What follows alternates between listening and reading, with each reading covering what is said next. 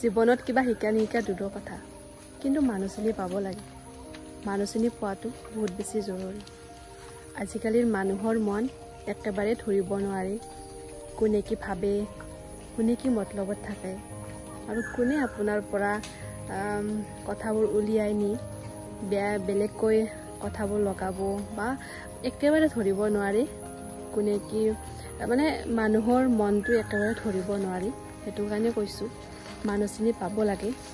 মানুহ চিনি পোৱাটো বহুত বেছি জৰুৰী হয়।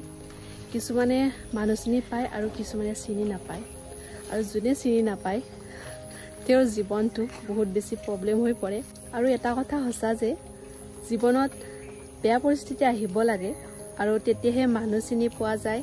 আৰু সেই বেয়া পৰিস্থিতিৰ পৰা বহুত বেছি কথা হওক, বহুত বেছি জীৱনটোত ডেভেলপ কৰা যায়, বহুত শিকিব পৰা যায়। সেইটো কাৰণে জীৱনত এবাৰ হ'লেও বেয়া পৰিস্থিতি আহিব লাগে, তেতিয়া বহুতখিনি শিকা যায়।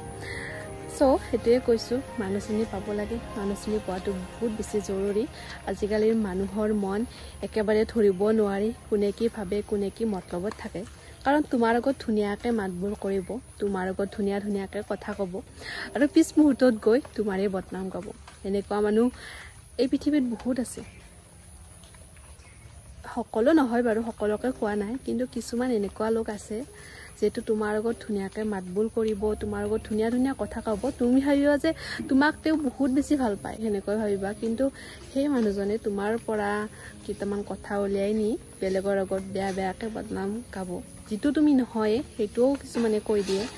তেনেকুৱা মানুহ আছে, নোহোৱা নহয় আছে। সেইটো কাৰণে মানুহ চিনি পাব লাগে। মানুহ চিনি পোৱাটো বহুত বেছি জৰুৰী হয়। আজিলৈ ইমানখিনি আছিলে। Bye bye.